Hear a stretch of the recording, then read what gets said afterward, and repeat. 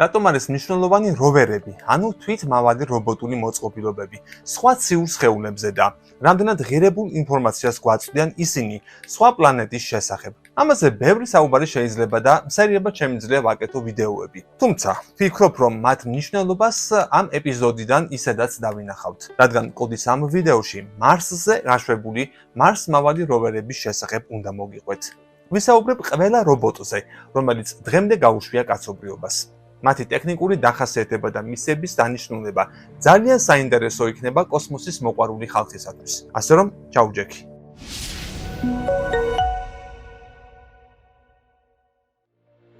მოდი თარიღების მიხედვით პირდაპირ დავიწყებ თანმიმდევრობით. წითელ პლანეტად წოდებული მარსი კაცობრიობას და განსაკუთრებით ასტრონომებს ადამიანის დამატებით სახლად მიაჩნია ჩვენს მზის სისტემაში. დედამიწასთან და მზესთან შედარებით ახლო მდებარეობით და სტაბილური ბუნებრივი პირობებით.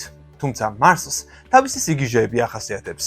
განსაკუთრებით ექსტრემალური ამინდი და ტემპერატურული მაქსიმუმები. ამიტომ კოსმოსის ათვისების აქტიური პერიოდიდანვე დაიწყეს მარსზე წვდომაც. სხვათა შორის პირველი, ვინც მარსზე კოსმოსური ხომალდი და აპარატი გაუშვა, არც მეტი არც ნაკლები საბჭოთა კავშირი იყო.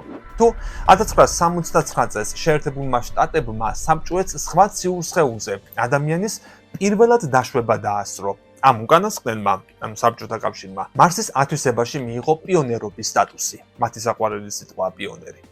პირველი აპარატი იყო მარს 2, რომელიც წითელმა რეჟიმმა წითელ პლანეტაზე 1971 წელს გაგზავნა. 1971 წელს საბჭოთა კავშირის მიერ გაშვებული მარსი 2 იყო ადამიანის მიერ შექმნილი პირველი ობიექტი, რომელიც მარსის ზედაპირს შეეჯახა. აპარატის დასაშვები მოწყობილობა დაშვებას ვერ გადაურჩა, ზედმეტად დახრილი კუთხისა და სისტემის გაუმართავობის გამო. თუმცა მისიის ორბიტალური საფრენი მოწყობილობა წარმატებით შევიდა მარსის ორბიტაზე და პლანეტის შესახებ ღირებული მონაცემები მოგვაწოდა.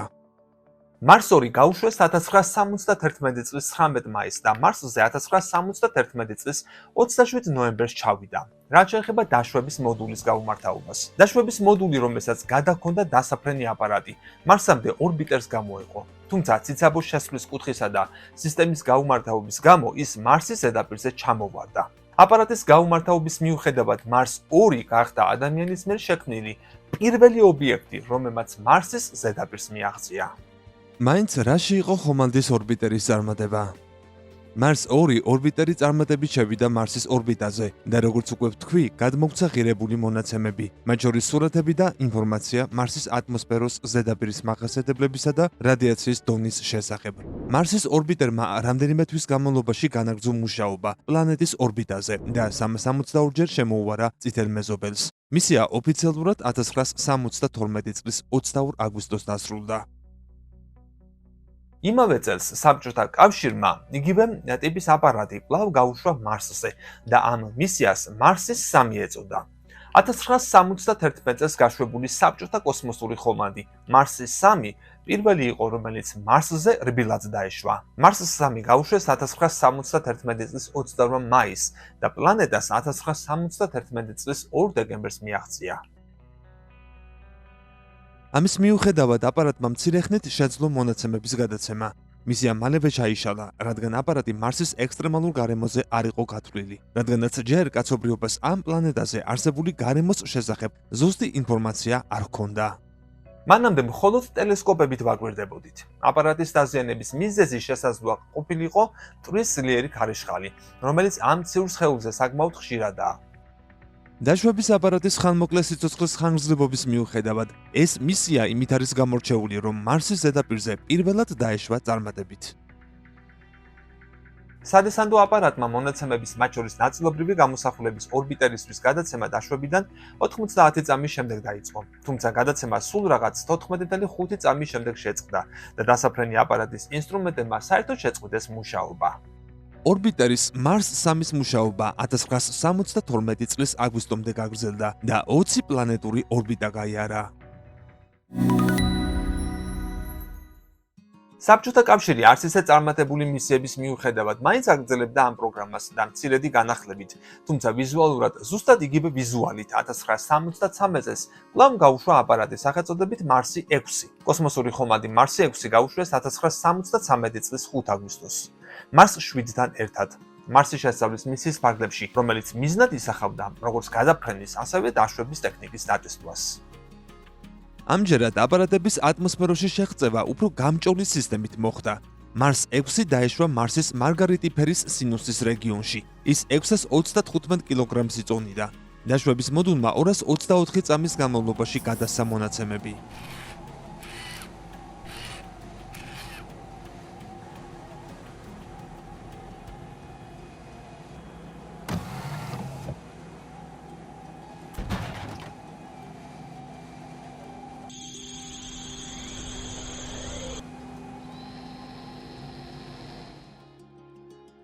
დაშვების მოდული აღჭურვილი იყო მარსის ატმოსფეროსა და ზედაპირის ანალიზის ინსტრუმენტებით, მათ შორის თერმომეტრით, ბარომეტრით, აქსელერომეტრით, რადიოალტიმეტრით და მას სპექტრომეტრით.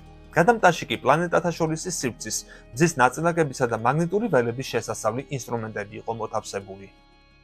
ატმოსფეროში წარმატებული შეღწევისა და მონაცემთა გადაცემის მიუხედავად, მარსის ზედაპირთა შეჯახებისას სადესანტო აპარატი წყობრიდან გამოვიდა. გადაცემული მონაცემები, რაც გაფუჭებამდე მოასწრო, ჰაერის სიმკვრივისა და შემადგენლობის შეფასების საშუალებას იძლეოდა.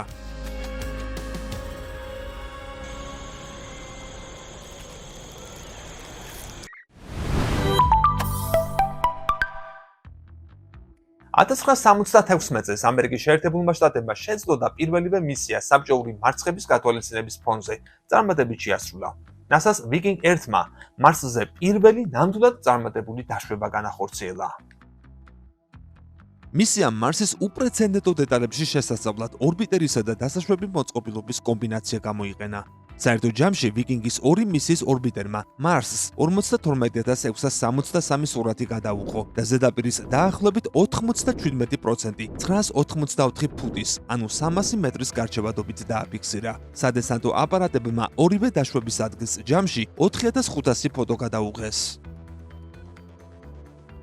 თითქმის ზუსტად იგივე იყო Viking 2-ის აპარატიც. ეს ორივე მისია, როგორც უკვე ვთქვი, გაერთიანებული იყო და NASA მარსზე აპარატები ერთი ხომადით გაუშვა. ვიტყვი, რომ ფაქტობრივად მეორე აპარატი პირველის დამზღვევი უფრო იყო, ვიდრე დამატებითი ძალა. ერთი რომ გაფუჭებული იყო ან ნაწილობრივ დაზიანებული იყო, მეორე აპარატი აიხებდა თავის თავზე დავანებების შესრულებას. Viking 2 მარსის ორბიტაზე 1976 წლის 7 აგვისტოს შევიდა. 1976 წლის 3 სექტემბერს დასაშვები მოწყობილობა პლანეტის ზედაპირზე უსაფრთხოდ დაეშვა. Viking 1-დან დაახლოებით 4000 მილის, 6460 კილომეტრის დაშორებით. Nav is green for touchdown. ACS is green, 1.5 degrees per second max, 0.2 Gs. 8 feet per second. Touchdown, we have touchdown. Digital zone. Fantastic.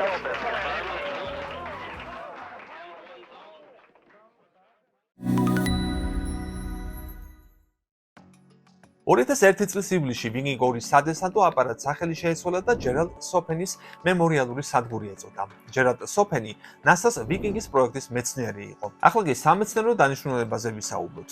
რა შეამოწმეს Viking-ებმა?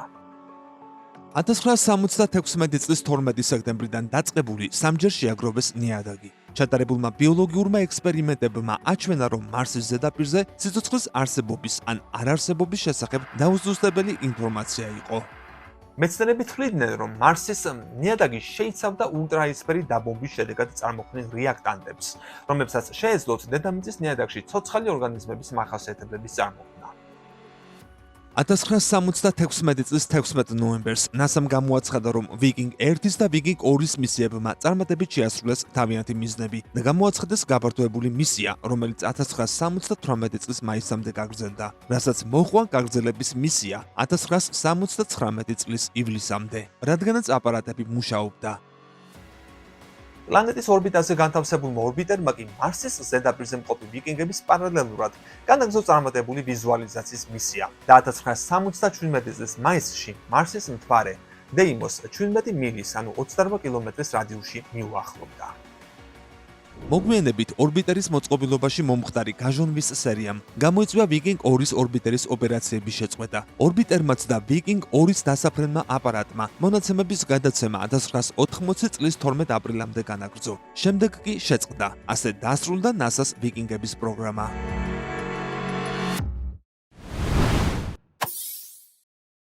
NASA-ს მერე 1980-იან წლებში მარსზე მისია აღარ გაგზავნილა. ამერიკული სააგენტო ძირითადად გადაერთო ახალი კოსმოსური ხომალდების შექმნის საკითხზე. განსაკუთრებით კი დაინტერესდა ისეთი საფრენი აპარატების შექმნაზე, რომლის რამდენჯერმე გამოყენება იქნებოდა შესაძლებელი. მაგალითად, როგორიც მოგვიანებით იყო კოსმოსური შატლების პროგრამა. 1996 წელს კი დაიწყო პიონერული პროექტი Mars Pathfinder's მისია. ამ პროგრამამ აჩვენა სამეცნიერო ინსტრუმენტებისა და როვერის მარსის ზედაპირზე მიწოდების დაბალფასიანი მეთოდი. 1997 წლის 4 ივლისს Pathfinder's აპარატი წარმატებით დაეშვა მარსზე, ინოვაციური აირ-ბალიშის სისტემის გამოყენებით. მისიაში შედიოდა Sojourner's როვერი, პირველი ბორბლიანი მანქანა სხვა პლანეტის შესასწავლად. ხაზს ვუსვამ პლანეტის და არა თანამგზავრის, რადგან მანამ როვერები გაიგზავნა მთვარეზე. თუმცა მთვარე პლანეტა არ არის.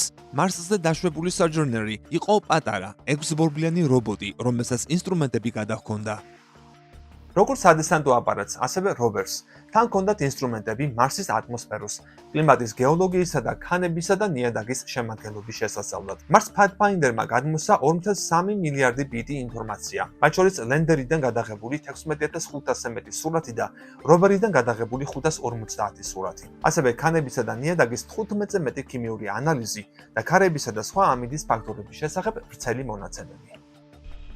როგორც ლენდერზე, ასევე როვერზე სამეცნიერო ინსტრუმენტებით ჩატარებული კვლევების შედეგები მიუთითებს, რომ მარსი წარსულში ერთ დროს თბილი და ნოტიო იყო.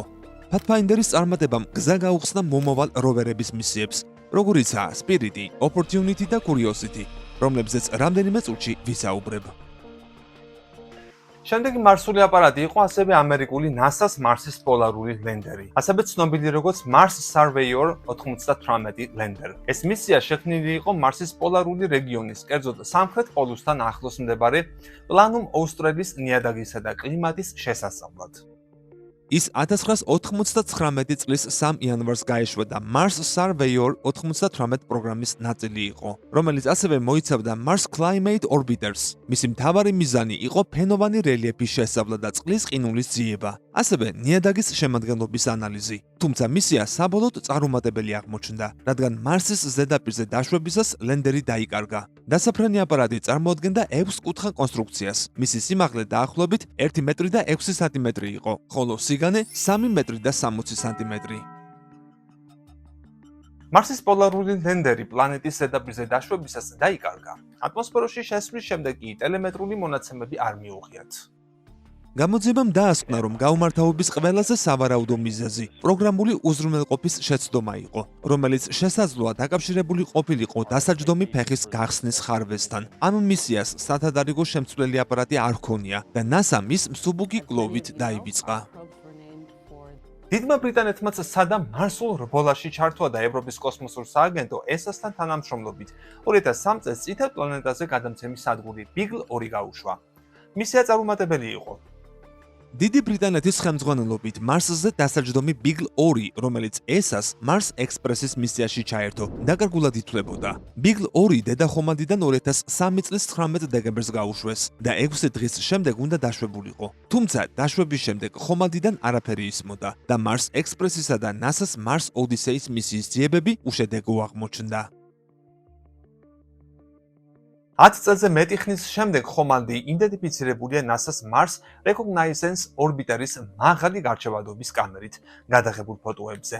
ხომალდი ნაწილობრივ ზედაპირზეა განლაგებული, რაც იმაზე მიუთითებს, რომ ატმოსფეროში შესვლის, დაშვებისა და განთავსების თანმიმდევრობა იმუშავა. მუშაობდა და ის მართლა წარმატებით დაეშვა მარსზე 2003 წლის შობის დღეს. ახლა კი მისი აღწერა და სამეცნიერო დანიშნულება. Beagle 2 აღჭურვილი იყო ნიმუშების ასაღები რობოტული მკლავით და პატარა მოლით, რომლის გაშლაც შესაძლებელია მკლავის მეშვეობით და ზედაპირზე გადაადგილდება ყოველ 5 წამში, დაახლოებით 1 სანტიმეტრის სიჩქარით, შეკუმშული ზამბარის მექანიზმის გამოყენებით. ეს მექანიზმი ასევე საშუალებას აძლევს მოლს ჩანძრეს მიწაში და შეაგროვოს მიწისქვეშა ნიმუში, მისი წვერის ღრუში. დასაფრენი აპარატი აღჭურვილი იყო გაზის ქრომატოგრაფიისა და მას სპექტროსკოპიის ინსტრუმენტებით, მიკროსკოპით, პანორამული და ფართოკუთხოვანი კამერებით, მოს ბაუერის და რენტგენის ფლუორესცენციის სპექტრომეტრებით და გარემოს სენსორებით. გაშვებისას დასაფრენი აპარატის მასა 79 კილოგრამი იყო. ხოლო დაშვებისას დასაფრენი აპარატის წონა მხოლოდ 33.2 კილოგრამია. ფაქტობრივად განახევრდა მარსის მიზიდულობის ძალის, დედამიწასთან შედარებით სისუსტის გამო. შემდეგი არის 400 მილიონი დოლარის ღირებულების პროგრამა Spirit, იგივე სული. ასევე ცნობილი როგორც MER-A Mars Exploration Rover A ან MER-2. ეს აპარატი არის მარსზე მომუშავე რობოტული როვერი, რომელიც აქტიური იყო 2004 წლიდან 2010 წლამდე. Spirit მარსზე 2208 სოლის, ანუ 3.3 მარსული წლის განმავლობაში მოქმედებდა. დედამიწისეული დათვლით 2269 დღე, ანუ 6 წელი და 77 დღე. ეს იყო NASA-ს მარსის ექსპლორაციის როვერის მისიის ორი როვერიდან ერთ-ერთი, რომელსაც რეაქტიული ძრავების ლაბორატორია JPL მართავდა. 2004 წლის 4 იანვარს Spirit-ი წარმატებით დაეშვა მარსზე, გუსევის შეჯახების კრატერში. 3 კვირით ადრე, სანამ მისი ტყუპისცალი Opportunity პლანეტის მეორე მხარეს დაეშვებოდა. მისი სახელი შეირჩა NASA-ს მიერ დაფინანსებული სტუდენტური ესეების კონკურსის მეშვეობით. როვერი 2009 წლის ბოლოს ქვიშის ხაფანგში გაიჭედა ისეთი კუთხით, რამაც მისი ელემენტების დატენმა შეაფერხა. მისი ბოლო კომუნიკაცია დედამიწასთან 2010 წლის 22 მარტს შედგა. სანამ ეს მოხდებოდა, Spirit-მა ეფექტურად იმუშავა. დაგეგმილი იყო 600 მეტრის გავლა და გაიარა თითქმის 8 კილომეტრი, რაც მარსის ქანების და პლანეტის ზედაპირის მახასიათებლების უფრო ვრცელი გეოლოგიური ანალიზის საშუალებას იძლეოდა. 2009 წლის 1 მაისს დაშვებიდან 5 წლის 3 თვისა და 27 დედამიწისეული დღის შემდეგ Spirit-ი რბილ ქვიშაში გაიჭედა. მომდენო 8 თვის განმავლობაში NASA ამუშავებდა თეორიულ და პრაქტიკულ სიმულაციებს, რათა როვერი დაეხსნა, თუმცა უშედეგოდ. ბოლოს კი დააპროგრამეს ისეთი როვერი, რომელსაც ასეთი შემთხვევების დროს გამოსაყვანი მექანიზმები ექნებოდა. გაჭედვის მიუხედავად Spirit-ი განაგრძობდა სამეცნიერო კვლევის ჩატარებას. რა ინფორმაცია მოგცა ამ როვერმა? მოძებნა სხვადასხვა სახის ქანები და ნიადაგები, რომლებიც შეიცავდა წყლის წარსული აქტივობის მინიშნებებს. კერძოდ, მოძიებული ნიმუშები მოიცავდა ისეთ ნიმუშებს, რომლებშიც მინერალები დალექილია წყალთან დაკავშირებული პროცესების შედეგად, როგორიცაა ნალექი, აორთქლება, დანალექი, ცემენტაცია ან ჰიდროთერმული აქტივობა. შეისწავლა დაშვების ადგილების გარშემო არსებული მინერალების, ქანების და ნიადაგების განაწილება და შემადგენლობა. დაადგინა, რომელმა გეოლოგიურმა პროცესებმა ჩამოაყალიბა ადგილობრივი რელიეფი და რა მიქონია გავლენა ქიმიურ ნივთიერებებზე. ასეთ პროცესებში შეიძლება შედიოდეს წყლის ან ქარის ეროზია, დანალექი, ჰიდროთერმული მექანიზმები, ვულკანიზმი და კრატერების წარმოქმნა. ასე რომ Spirit-მა მნიშვნელოვანი საქმე შეასრულა. Spirit-ის დაწყებული საქმე წარმატებით განაგრძო მისმა ტყუპისცალმა Opportunity. ის ერთ-ერთი ყველაზე წარმატებული და გამძლე პლანეტათშორისი მისია იყო. Opportunity მარსზე 2004 წლის დასაწყისში დაეშვა. მისი ტყუპი როვერის Spirit-ის შემდეგ მალევე. Opportunity თითქმის 15 წლის განმავლობაში მუშაობდა. რამდენიმე რეკორდი დაამყარა და არაერთი მნიშვნელოვანი აღმოჩენაც გააკეთა. აი, რამდენიმე მათგანი.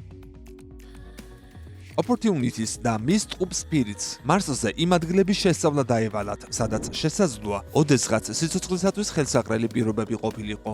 Opportunity-მ აღმოაჩინა მტკიცებულება, რომ მარსზე შესაძლოა ოდესღაც მიკრობული სიცოცხლე მაინც ყოფილიყო.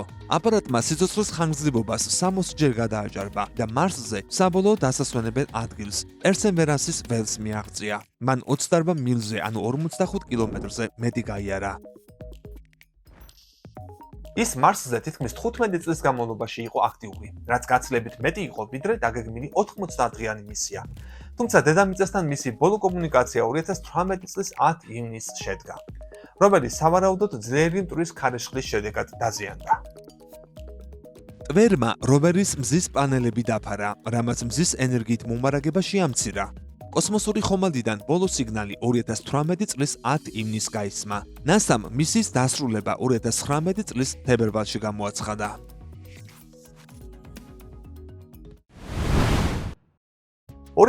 წელს NASA მარსზე მისია Phoenix-ი გაუშვა. Phoenix-ი მარსის ატმოსფეროში 2008 წლის 25 მაისს საათში თითქმის 13000 მილის, ანუ 21000 კმ/სთ სიჩქარით შევიდა და ზედაპირზე უსაფრთხოდ დაეშვა ბასტიტას ბორეალისის წვანებელში.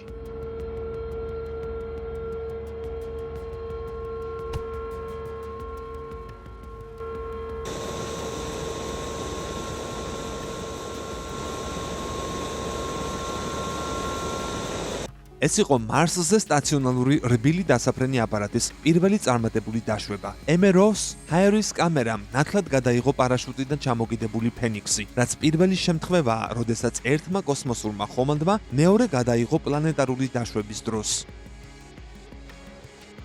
მარს ფენიქსის სადესანტო აპარატი შექმნილი იყო მარსის არქტიკის საიდუმლოებების გამოსავლენად. სავარაუდო წყლის ისტორიის შესწავლისა და რთული ორგანული მოლეკულების ძიების მიზნით. მარსზე წყლის ძიების მიმდინარეობისას პოლარული რეგიონები კარგი ადგილია კვლევისთვის, რადგან იქ წყლის ყინული ხვდება. ფენიქსი წინა მისიებთან შედარებით უფრო ჩრდილოეთით დაეშვა, ჩრდილოეთ ალასკის ეკვივალენტურ განედზე. რობოტული მკლავით შეგროვებული ნიადაგის ნიმუშების გასაანალიზებლად, ფენიქსმა პატარა ღუმელები და პორტატული ლაბორატორია გამოიყენა. შერჩეული ნიმუშები გაცხელდა აქროლადი ნივთიერებების გამოსაყოფად, რომლებიც შემოწმდა მათი ქიმიური შემადგენლობისა და სხვა მახასიათებლების მიხედვით. ფენიქსის სტერეოკამერა, რომელიც მის 2 მეტრიან ანძზე იყო განთავსებული, ორ თვალს იყენებდა დაშვების ადგილის გეოლოგიის მაღალი გარჩევადობის პერსპექტივის გამოსავლენად. ის ასევე ქმნიდა დიაპაზონის რუკებს, მრავალსპექტრული შესაძლებლობები, ადგილობრივი მინერალების იდენტიფიცირების საშუალებას იძლეოდა. მარსის ატმოსფერული პროცესების შესახებ ჩვენი ცოდნის გასაახლებლად, ფენიქსმა ასევე დაასკანერა ატმოსფერო 20 კილომეტრამდე სიმაღლეზე. მოიპოვა მონაცემები ღრუბლების, ნისლისა და მტვრის ნაკადების წარმოქმნის, ხანგრძლივობისა და გადაადგილების შესახებ. მას ასევე ჰქონდა ტემპერატურისა და წნების სენსორები. Phoenix Mars Lander აღარ ფუნქციონირებს. მან დაგეგმილი მისია 2008 წლის ნოემბერში დაასრულა და მკვდრად გამოცხადდა მას შემდეგ, რაც მკაცრი მარსული ზამთრის შემდეგ აპარატთან კონტაქტის აღდგენა ვეღარ მოხერხდა. შემდეგი არის როვერი Curiosity. ის NASA-ს მარსის სამეცნიერო ლაბორატორიის მისიის ნაწილია. Curiosity მარსზე 2011 წლამდე გაშვებული მოწყობილობებიდან ყველაზე დიდი და ქმედითი როვერი იყო. Curiosity-მ კითხვაზე პასუხის გაცემა გადაწყვიტა. ქონდა თუ არა მარსს ოდესმე შესაფერისი გარემო პირობები მიკრობების სახელით ცნობილი მცირე სიცოცხლის ფორმების საარსებოდ. მისიის დასაწყისში Curiosity-ს სამეცნიერო ინსტრუმენტებმა მარსზე წარსულში საცხოვრებლად ვარგისი გარემოს ქიმიური და მინერალური მტკიცებულებები აღმოაჩინეს. ის დღემდე აგრძელებს იმ დროის კლდოვანი ჩანაწერების შესწავლას, როდესაც მარსი შესაძლოა მიკრობული სიცოცხლის სამშობლო ყოფილიყო. Curiosity იკვლევს გეილის კრატერს და ბორცე ანალიზისათვის აგროვებს ქანების, ნიადაგისა და ჰაერის ნიმუშებს. მანქანის ზომის როვერი დაახლოებით კალათბურთელის სიმაღლისაა და 2.2 მეტრის სიგრძის მკლავს იყენებს ხელსაწყოებისთვის, რომელთაც შესასწავლად შერჩეულ ქანებთან ახლოს ათავსებს. Curiosity-ს დიდი ზომა საშუალებას აძლევს თან იქონიოს 10 სამეცნიერო ინსტრუმენტისგან შემდგარი ნაკრები. მის ხელსაწყოებს შორისაა 17 კამერა, ლაზერი, მცირე ზომის ქანებისთვის, ბურღი დაფხვნილი ქანების ნიმუშების შესაგროვებლად. ის ეძებს სპეციალურ ქანებს, რომლებიც წყალში წარმოიქმნა და ან ორგანული ნივთიერებების კვალი აქვს. NASA-ს მარსმავალმა Curiosity-მ თავისი რობოტული მკლავის ბოლოში დამონტაჟებული ბურღით 42 ფხნილისებრი ქანის ნიმუში შეაგროვა. როვერი მზადაა დედამიწიდან გაშვებულ სპეციალურ გადამტან ხომალდს შეგროვებული ნიმუშები მიაწოდოს, რათა დეტალური შესწავლისთვის დედამიწაზე ჩამოიტანოს. NASA და კერძო კოსმოსური კომპანიები ახლა სწორედ ამ მისიაზე მუშაობენ.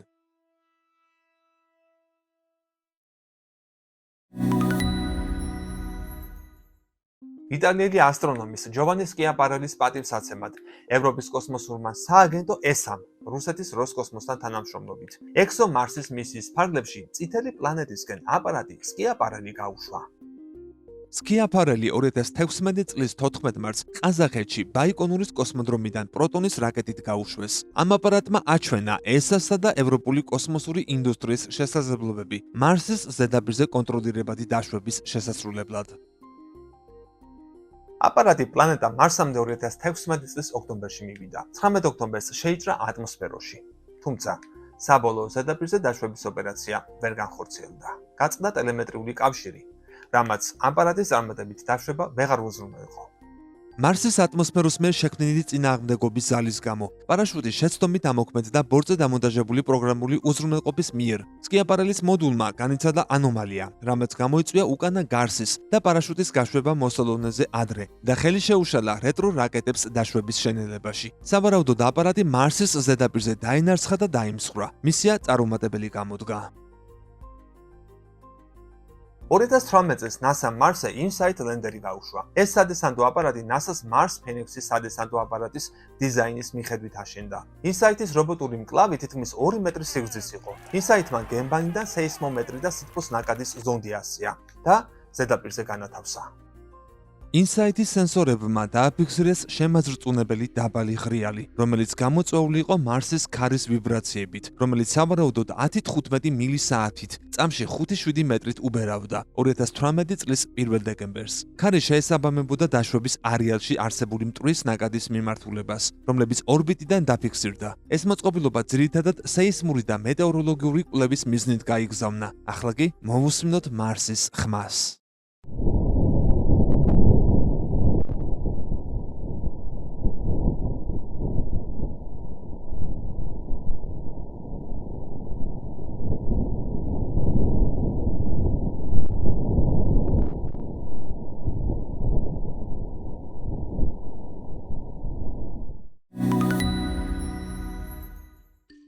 Mars-ზე გაშვებული და დღემდე მოქმედი კიდევ ერთი როვერია Perseverance. ის წითელ პლანეტაზე 2020 წელს გაუშვეს და მისი მთავარი ფუნქცია უძველესი მიკრობული სიცოცხლის ნიშნებისიებაა. NASA-ს უნდა დაადგინოს Mars-ი წარსულში საცხოვრებლად ვარგისი იყო თუ არა. როვერი Mars-ის ქანებისა და რეგოლითის, ანუ დამსხვრეული ნიადაგის ბირთვულ ნიმუშებს აგროვებს, რათა მომავალში მათი დედამიწაზე დეტალური შესწავლის მიზნით ჩამოტანის შესაძლებლობა არსებობდეს. NASA-მ Perseverance-ის დასაჯდომ ადგილად ჯეზეროს კრატერი შეარჩია. მეცნიერები თვლიან, რომ ეს ტერიტორია ოდესღაც წყლით იყო დატბორილი და იქ უძველესი მდინარის დელტა მდებარეობს. დასაჯდომი ადგილის შერჩევის პროცესში მისიის გუნდის წევრები და მთელი მსოფლიოდან ჩამოსული მეცნიერები მონაწილეობდნენ, რომლებაც წითელ პლანეტაზე 60-ზე მეტი კანდიდატი ადგილი ყურადღებით შეისწავლეს. პოტენციური ადგილების 5 წლიანი ამომწურავი შესწავლის შემდეგ, რომელთაგან თითოეულს თავისი უნიკალური მახასიათებლები და მიმზიდველობა ჰქონდა, ჯეზეროს კრატერი შეირჩა. ეს კრატერი 45 კილომეტრის სიგანისაა და ისიდის პლანეტიას სახელით ცნობილი ბრტყელი ვაკის დასავლეთ კიდეზე მდებარეობს, რომელიც Mars-ის ეკვატორიდან ჩრდილოეთითაა. დაშვების ადგილი კურიოზიტის გეილის კრატერში მდებარე დაშვების ადგილიდან დაახლოებით 3700 კილომეტრში მდებარეობს. აპარატი მუშაობას აგრძელებს. 2021 წელს კი NASA Mars-ზე პირველი საფრენი აპარატი გაგზავნა. სახელწოდებით Ingenuity. 2021 წლის 19 აპრილს NASA-ს Ingenuity Mars ჰელიკოპტერმა ისტორია შექმნა, როდესაც წითელ პლანეტაზე პირველი ელექტროძრავიანი კონტროლირებადი ფრენა განახორციელა. ის ბოლოჯერ 2024 წლის 18 იანვარს აფრინდა. ტექნოლოგიური დემონსტრაციისთვის შექმნილმა ვერტფრენმა, რომელსაც 30 დღეში 5-ზე მეტი სატესტო ფრენა უნდა შეესრულებინა, საბოლოოდ 3 წელზე ცოტა ნაკლები დრო მუშაობდა და Mars-ის ცაში 72 ჯერ აფრინდა. უფრო მაღლა და სწრაფად აფრინდა, ვიდრე ადრე წარმოედგინათ. Ingenuity-მ ახალი მისია საჰერო დაზვრების ფუნქციით შეასრულა. დასკვნით ფაზაში ვერტფრენი ახალ საინჟინრო დემონსტრაციას ახდენდა, რა დროსაც ექსპერიმენტული ფრენის ტესტები ჩაატარა, რამაც გუნდის ცოდნა მანქანის აეროდინამიკური საზღვრების შესახებ კიდევ უფრო გააფართოვა. 2024 წლის 18 იანვარს 72 დაშვებისას ცუდად დაშვების გამო როტორის პირები გატყდა, რის გამოც ვერტფრენი სამუდამოდ დამიწდა. ბოლო მისია, რამაც Mars-ზე ახალი როვერი და საკვლევი აპარატი ჩაიტანა, იყო ჩინური. ჩინეთის ეროვნული კოსმოსური ადმინისტრაციის ცნობით, ჩინურმა Mars-მავალმა ჟურონგმა სამთვიანი სიცოცხლის ხანგრძლივობას გადააჭარბა და ყველა წინასწარ განსაზღვრული დავალება შეასრულა. ეს არის 1.85 მეტრის სიმაღლის რობოტი, რომელიც აგრძელებს ექსპედიციას. ის Mars-ზე პლანეტიას უძველეს სანაპირო ტერიტორიაზეა, სადაც ადრე სავარაუდოდ ოკეანე იყო. დასაწყისისთვის ჟურონგმა დაახლოებით 10 გიგაბაიტი პირველადი მონაცემები მიიღო და დაახლოებით 900 მეტრით გადაადგილდა. ეს აპარატიც იგივე მიზნითაა შექმნილი, როგორიც ამერიკული ანალოგებია. გამოიკვლიოს Mars-ის ზედაპირი, ნიადაგი, ატმოსფერო და აღმოაჩინოს სიცოცხლის ნიმუშები ან ნაშთები.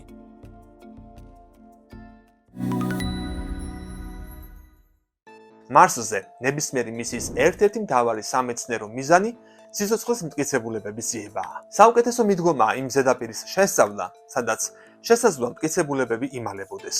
Mars-ის ზედაპირზე წვდომის მთავარი ელემენტი და კოსმოსური კვლევის ერთ-ერთი უდიდესი გამოწვევა შესვლისა და დაშვების თანმიმდევრობის წარმატების შესრულებაა. ეს არის ერთ-ერთი მიზეზი, რის გამოც 1960-იანი წლების ბოლოდან მარსის ზედაპირზე დაშვების ამდენი მისია განხორციელდა, რომელთაგან ზოგი წარმატებული იყო, ზოგი კი წარუმატებელი. იმედი მაქვს საინტერესო ეპიზოდი გამომივიდა მარსზე გაშვებული მისიების შესახებ. შენ კი დააკომენტარე ეს ვიდეო და რაც მთავარია, გამოიწერე კოდის YouTube არხი. აბა, დროებით.